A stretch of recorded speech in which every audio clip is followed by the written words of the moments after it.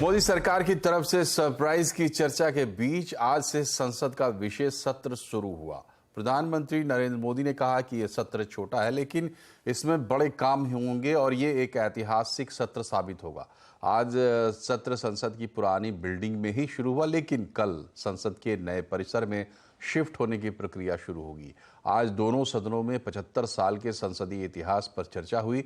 चर्चा की शुरुआत करते हुए प्रधानमंत्री मोदी ने मौजूदा संसद भवन से जुड़े ऐतिहासिक मौकों को याद किया।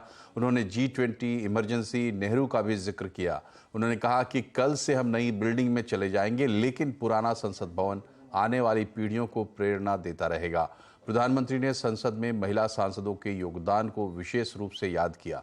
प्रधानमंत्री ने कहा कि आज पूरा विश्व भारत में अपना मित्र खोज रहा है। हम सबके लिए गर्व की बात है कि आज भारत विश्व मित्र के रूप में अपनी जगह बना पाया है। पूरा विश्व भारत में अपना मित्र खोज रहा है। पूरा विश्व भारत की मित्रता को अनुभव कर रहा है और उसका मूल कारण है हमारे जो संस्कार है, वेद से विवेकानंद तक जो हमने पाया है। सबका साथ सबका विकास का मंत्र आज विश्व को हमें साथ लाने में जोड़ रहा है। इसी सदन ने इमरजेंसी में लोकतंत्र पर होता हुआ हमला भी देखा था और इसी सदन ने भारत के लोगों की ताकत को एहसास कराते हुए मजबूत लोकतंत्र की वापसी भी इसी सदन ने देखी थी। इससे पहले प्रधानमंत्री मोदी ने संसद के बाहर मीडिया से बातचीत करते हुए कहा कि ये सत्र छोटा है मगर समय के हिसाब से ये बहुत बड़ा है। ऐतिहासिक निर्णयों का ये सत्र रहेगा। ये सत्र छोटा है लेकिन समय के हिसाब से ये बहुत बड़ा है। ऐतिहासिक निर्णयों का एक सत्र है। ये सत्र की एक विशेषता ये तो है कि आप 75 साल की यात्रा हम नए मुकाम से आरंभ हो रही है। अनेक प्रकार से महत्वपूर्ण ये सत्र है। मैं सभी आदरणीय सांसदों से आग्रह करता हूं कि छोटा सत्र है, ज्यादा से ज्यादा समय उनका मिले, उमंग और उत्साह के वातावरण में मिले। रोने धोने के लिए बहुत समय होता है, करते रहिए। कांग्रेस अध्यक्ष मल्लिकार्जुन खड़गे ने सरकार पर विपक्ष को ईडी, सीबीआई के माध्यम से परेशान करने का आरोप लगाया है। राज्यसभा में 75 साल के संसदीय सफर पर बात करते हुए खड़गे ने कहा कि नड्डा साहब हमें छोटा करने के लिए गठबंधन का नाम इंडी बोलते हैं। इंक्लूसिव बोले तो थोड़ा सा डर होता हूं। इंक्लूसिव बोले तो फिर इंडिया, उसको क्या करते छोटा करने के लिए हमारे नड्डा साहब इंडी बोलते हैं। ठीक है, उसीलिए तो बोला नाम बदलने से कुछ नहीं होता। इंडी बोलो और कुछ भी बोलो, हम है इंडिया। अरे आप कुछ भी बोलो, हम सब इंडिया। अरे बैठो, अरे आप क्यों बात करते, बेंगलुरु से आए हैं, चुप बैठो। अब जो मजबूत विपक्ष है तो उसको ईडी, सीबीआई कमजोर कैसा करना इधर है। अगर कोई है भी है इमीडिएटली उसको लेना, कमजोर करना, फिर वॉशिंग मशीन में डालना, क्लीन होके बाहर आना, वहीं पर परमानेंट रहना। वहीं लोकसभा में नेता प्रतिपक्ष अधीर रंजन चौधरी ने सरकार पर हमला बोला। उन्होंने सरकार को इस बात के लिए घेरा कि वो विपक्ष को निशाना बनाती है और एजेंसियों का गलत इस्तेमाल कर रही है। ओल्ड से न्यू हम जाते हैं, ओल्ड को हम भूलना नहीं चाहते। Old is always gold. Sir, there is a saying that old horse is best to ride. Old horse is best to ride. Accordingly, old house is best to bust. हम नया सदन में जाएंगे लेकिन पुराने को याद में रखेंगे।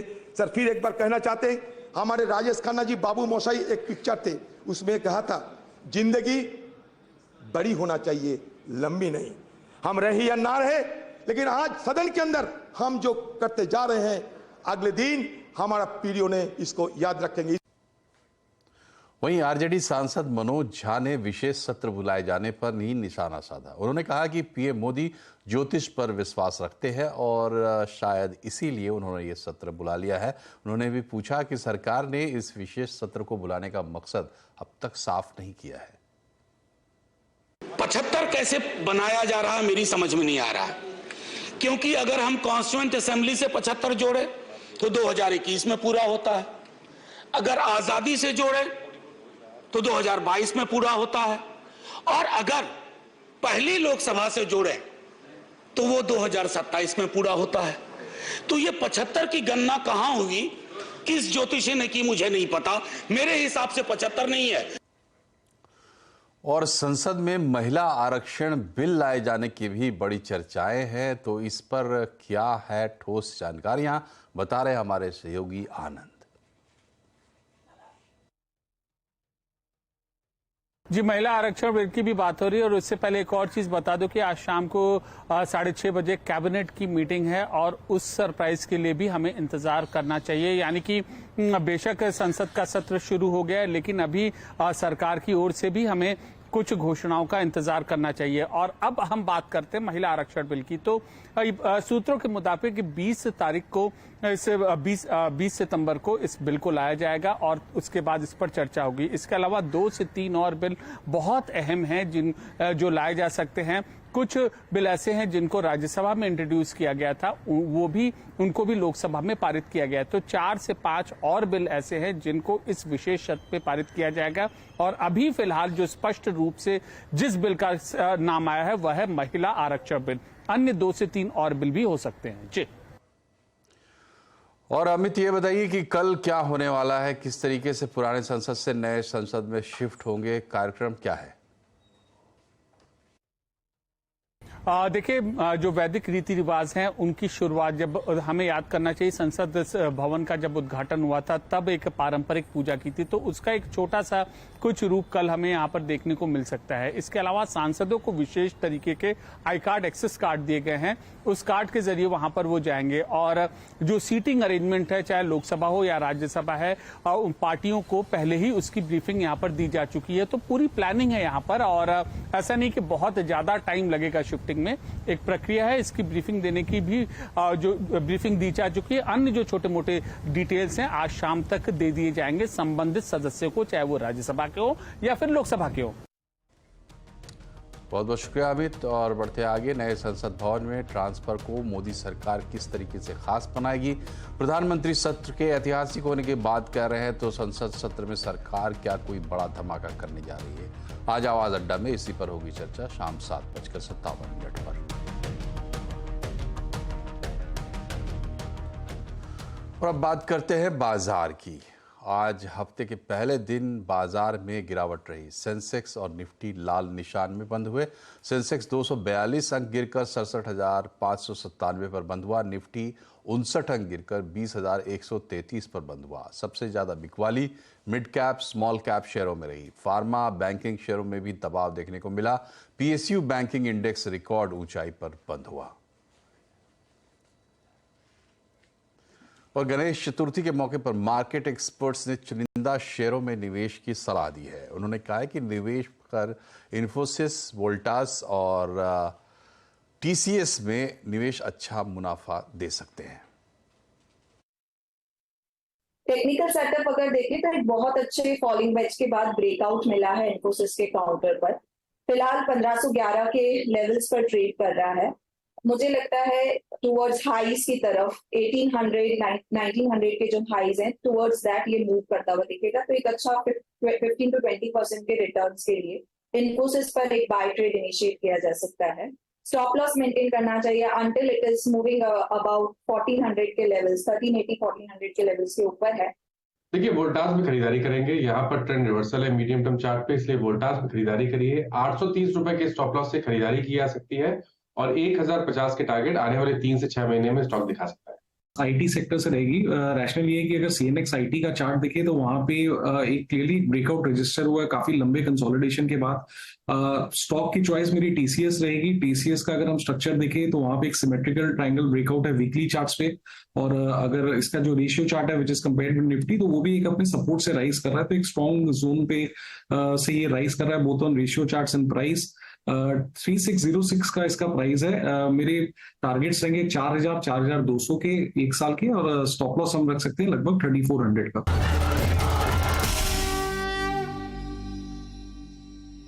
और देश भर में गणेश चतुर्थी की तैयारियां अंतिम चरण में है। मंगलवार यानी कल 19 सितंबर को गणेश उत्सव का पहला दिन है।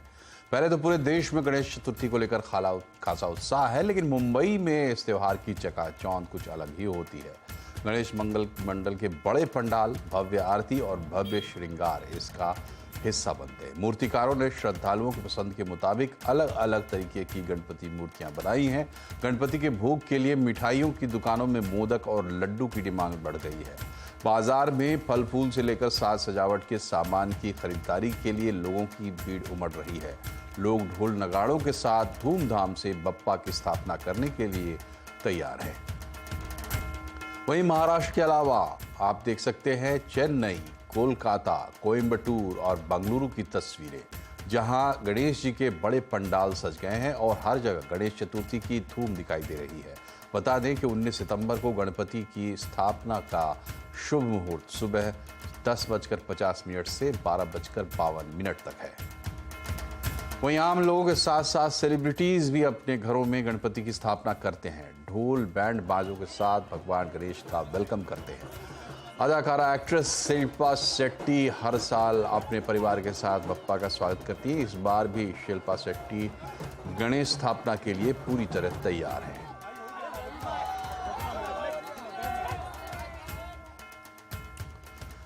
देश के करीब 13 लाख एलआईसी एजेंट्स और कर्मचारियों के लिए खुशखबरी है। वित्त मंत्रालय ने ज्यादा ग्रेच्युटी, फैमिली पेंशन और टर्म इंश्योरेंस देने के फैसले पर मुहर लगा दी है। साथ ही एलआईसी में दोबारा एजेंट बनने पर पुराना कमीशन बहाल करने का भी आदेश दिया है। डिटेल समझते आलोक प्रियदर्शी से। बताएं आलोक। बिल्कुल, देखिए जो एलआईसी एजेंट्स हैं और कर्मचारी हैं उनके लिए सरकार ने जो उनकी लंबित मांग थी उस पर आज मंजूरी दे दी है। जो सबसे पहली मांग थी कि ग्रेच्युटी बढ़ाई जाए वो अब 3 लाख रुपए से मैक्सिमम 5 लाख रुपए हो जाएगी। अभी जो 15 साल वाले एजेंट होते थे और 60 साल की एज होने पर उनके ग्रेच्युटी की कैलकुलेशन होता था तो वो अधिकतम 3 लाख ही होता था, लेकिन अब उसको बढ़ाकर 5 लाख कर दिया गया है। दूसरा जो फैसला हुआ है वो है कि अगर आप 2 साल के बाद अगर आप एलआईसी एजेंट हैं और आपकी एजेंसी टर्मिनेट हो जाती है, दोबारा रीइंस्टेट होने पर आपका पुराना कमीशन भी वहां मिल सकेगा। प्राइवेट कंपनियों में फैसिलिटी थी लेकिन एलआईसी में ही ये फैसिलिटी नहीं थी, लेकिन अब एलआईसी में भी पुराना कमीशन एजेंट्स को मिल सकेगा। तीसरा फैसला वो है कि जो टर्म इंश्योरेंस कवर होता है वो अभी तक 3,000 रुपए से लेकर 10,000 रुपए तक ही टर्म इंश्योरेंस होता था, लेकिन अब वो उसको बढ़ाकर 1.5 लाख रुपए तक कर दिया गया, यानी 25,000 से 1.5 लाख रुपए तक कर दिया गया है। वो भी उनके सर्विस के हिसाब से उसका कैलकुलेशन होता है टर्म इंश्योरेंस का, तो वो 1.5 लाख मैक्सिमम मिल सकेगा। और जो सबसे आखिरी फैसला है, जो कर्मचारी हैं उनके जो डिपेंडेंट्स होते थे, जो फैमिली पेंशन मिलता था, वो अभी तक जो लास्ट ऑन सैलरी होती थी उसका 15% ही उनके डिपेंडेंट को मिलता था, लेकिन इंश्योरेंस और बैंकिंग सेक्टर के तर्ज पे अब इसको बढ़ाकर 30% कर दिया गया है। तो जो फैमिली पेंशन होगी एम्प्लॉयज के डिसीज होने पे, उसके बाद उन्हें 30% फैमिली पेंशन मिलेगा। तो ये कुछ फैसले हैं एलआईसी कर्मचारियों और एजेंट्स के लिए सरकार ने आज लिए हैं। काफी 13 लाख के करीब लोग हैं जो इससे प्रभावित होंगे। शुक्रिया आलोक। और दूरसंचार विभाग ने टेलीकॉम बिल में बड़ा बदलाव करते हुए 2 विवादित क्लॉज हटा दिए हैं। वाणिज्य और वित्त मंत्रालय के विरोध के बाद फैसला लिया गया है। इस खबर पर डिटेल लेते हैं असीम मनचंदा से। बताएं असीम। सरकार टेलीकॉम सेक्टर में बड़े बदलाव करना चाहती है। इसके लिए सरकार टेलीकॉम बिल पिछले साल लेकर के आई थी। ड्राफ्ट बिल में काफी सारे प्रस्ताव रखे गए थे। जो सूत्रों के हवाले से जानकारी मिल रही है कि इस पर तो 2 बड़े प्रस्ताव है जिनको कि दूरसंचार विभाग ने ड्रॉप कर दिया है। खासतौर पर कि पहला प्रस्ताव यह था कि आईबीसी कोड को जो दूरसंचार विभाग का टेलीकॉम बिल था वो ओवरराइड कर रहा था। कोई भी कंपनी अगर वो दिवालिया होती या दिवालिया होने की सूरत में होती तो सरकार उसको टेक ओवर कर लेती है। जब तक सरकार चाहती वो कंपनी काम कर सकती थी और स्पेक्ट्रम सरकार को वापस चला जाता। तो इसको लेकर के जो कॉमर्स है और वाणिज्य मंत्रालय दोनों ने इसका काफी विरोध किया था। उनका ही कहना था कि आईबीसी को लेकर के काफी काम हो चुका है। कुछ सेक्टर की स्पेसिफिक कंपनियों के लिए एक सेक्टर के लिए आईबीसी कोड को अमेंड नहीं किया जा सकता। तो इसको काफी विरोध किया गया, जिसके बाद दूरसंचार विभाग ने इस पूरे क्लोज को हटाने का फैसला किया। दूसरा एक बड़ा क्लोज ये था कि अगर कोई भी सरकार ये चाहती कि कोई भी कंपनी की इंटरेस्ट और पेनल्टी वेव ऑफ कर सकती थी, उसको संसद की मंजूरी लेकर के किसी भी कंपनी का कोई भी पेंडिंग इंटरेस्ट या कोई भी पेंडिंग पेनल्टी थी उसको वेव ऑफ किया जा सकता था। लेकिन इसको लेकर के भी वित्त मंत्रालय ने काफी ऑब्जेक्शन दिखाए थे। तो उसको दोनों को देखते हुए सरकार ने इन दोनों प्रस्तावों को हटाने का फैसला किया है। सरकार जल्दी ही जो फाइनल बिल है उसकी संसद से मंजूरी लेगी। लेकिन ये 2 बड़े प्रस्ताव जिसका विरोध चल रहा था और काफी विवादित थे, इनको बिल से हटा लिया गया है। शुक्रिया असीम।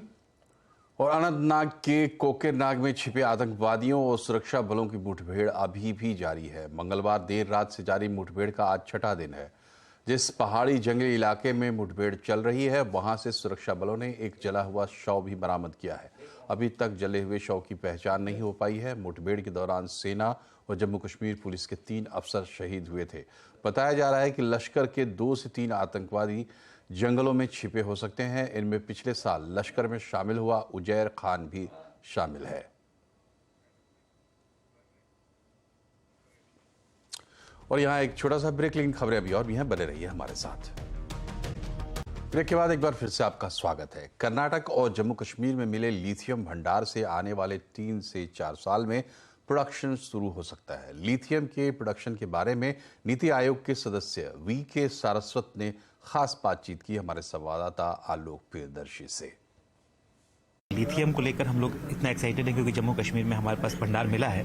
इसके अलावा कहाँ और मिला है सर, आपने बताया कर्नाटक के बारे में भी, और इसको लेकर आगे किस तरह की सरकार की तरफ से कोशिश चल रही है कि इसको जल्द से जल्द इसको मटेरियलाइज किया जाए। देखिए, अभी तक हमारे देश में लिथियम नहीं के बराबर था, तो इसकी अवेलेबिलिटी जब जम्मू कश्मीर में हमें मिली है और थोड़े हमें पता लगा है कि रिसोर्सेज कर्नाटका में भी हैं और भी एक्सप्लोरेशन चल रहे हैं, तो ऐसा लगता है कि हमारे देश में लिथियम और मिलने लगेगा। जो माइंस जो मतलब एरियाज अभी एक्सप्लोर हो चुके हैं, अब हमें उनकी डिटेल एक्सप्लोरेशन करना है, क्योंकि ये तो खाली सैटेलाइट सर्वे से मिलता है। उसके बाद हमें उसके बोर होल ड्रिलिंग करके फिर वो करके पूरा रिजर्व आइडेंटिफाई करते हैं। तो ये प्रोसेस है, इसमें टाइम लगता है, पर ये प्रोसेस शुरू हो रहा है और जल्दी से जल्दी हम इसको एक्टिवेट करना चाहते हैं, क्योंकि जो डिमांड लिथियम की है हमारी कंट्री में इस समय, वो इंपोर्ट से पूरी हो रही है।